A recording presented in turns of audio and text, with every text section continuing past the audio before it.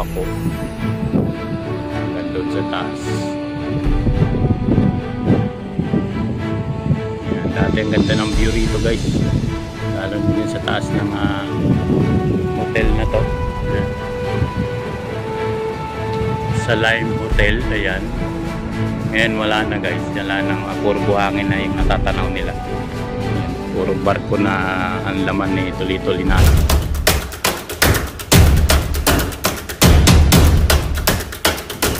Reclamation dito sa may Manila Bay.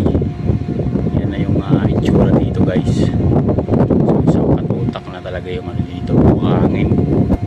Wala nang makita.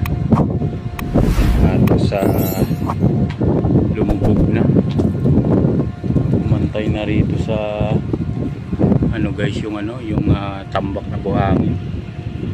Yan doon sa dulo. So ito na yung sitwasyon dito ng reclamation ito sa may Manila Bay guys. Ayan, wala nang makitang tubig. Yan hanggang doon guys sa dulo na yun.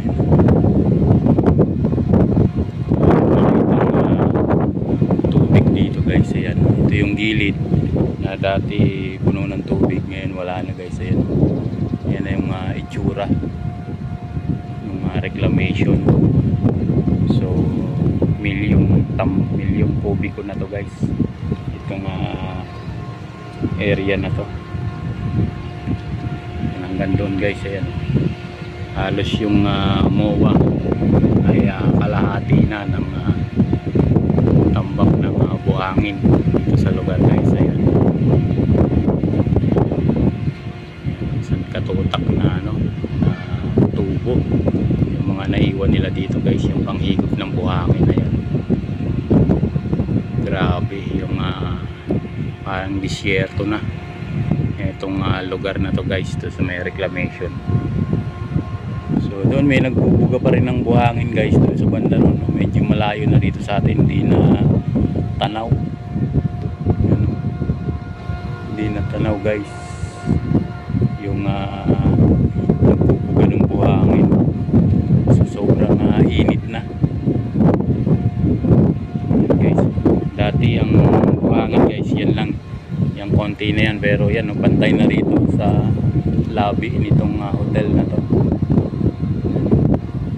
Dati ang ganda rito ng tanawin na may may tubig, may tubig dagat pa. Ngayon na bulto-bultong tunito-linadang buhangin na yung nakikita. Parang nawala na yung view etong sa may harap ng hotel na to guys. Ayun. So alon na ng buhangin yung nakikita. So ayan yung area kung saan ay dati tubig, napupunan pa nila ng mga isda at saka seafoods, mga tahong, talaba, yan nakuha nila isda. So ngayon wala na, buhangin na guys. Yan, ayan, dati ito ay patigil yung pagtambak ng buhangin. So ilang buwan lang na natigil guys. So ayun na naman, balik na naman sila sa dati. So hanggang doon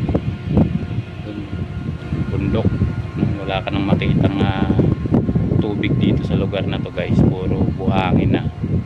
Yun sa banda ron, merong nagbubuga pa rin ng buhangin na yan, mga barko na malalaki na. So natatabunan ng buhangin, lalo na doon sa lugar na yun guys. Zoom lang natin konti. Ayun, lalo na doon sa lugar na yun guys, wala nang matanaw na tubig, buhangin na.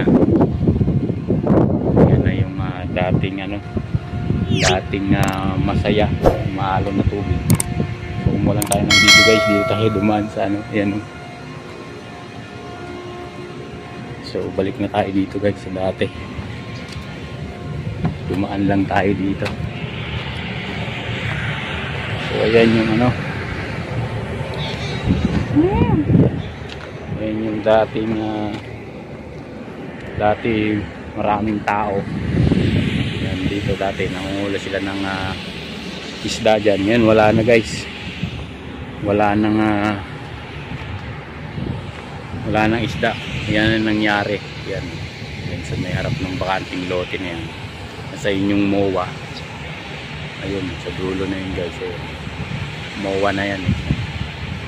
Wala nang tubig. Puro tube na yung panghigop ng buhangin, container van. Tapos may mga materyales na iba. Opisina, bako na malalaki guys. Doon sa dulo yun. Mga nakatambak na bako. Hanggang doon sa taas. Yan, dati ang ganda ng view rito guys. Lalo na dyan sa taas ng hotel na to. Yan. Sa Lime Hotel, ayan. Ngayon wala na guys. Wala nang puro buhangin na yung natatanaw nila. Yan, puro barko na ang laman ni tuloy-tulinadang buhangin. Yan, dun sa lugar na yun. Ayan. So wala na. Magiging ano na to eh. Ngayon disyerto muna ng buhangin. Para tayong nasa Saudi. Puro buhangin yung natatanaw natin. Walang ibang puno, puro buhangin. So yun, may mga tao pa rin na gumagalaw doon guys. Ayun. Sila siguro yung nagmamanis dyan sa loob na nagtatrabaho no, kahit araw ng linggo. So yan na yung ano dito area. Wala na, puno na ng buhangin. Wala ka ng matanaw na tubig, lalo na rito guys sa banda rito. Wala ka ng matanaw. Ayan. So ayan, tinubuan na rin ng mga puno yung gilid. Laki yan na yung puno. So dito may ano po. Pusa dito. Pusang ligaw. So ayan guys, ayan na yung andito. Sitwasyon no ng reclamation ng Manila Bay guys. So ayan na yung ano rito. Area. Wala nang pagsidlan yung mga buhangin kung gaano kakapal yung na itambak dito. Bilyon na tulinada yung buhangin dito guys. Ayan. Ayan, may gumagalaw pa ng ano doon bako. Ayan. So wala na guys, hindi na natin to ano, kumbaga wala na, hindi na natin to masabi kung ano yung pwedeng mangyari dito sa lugar na to guys pag dumating yung panahon.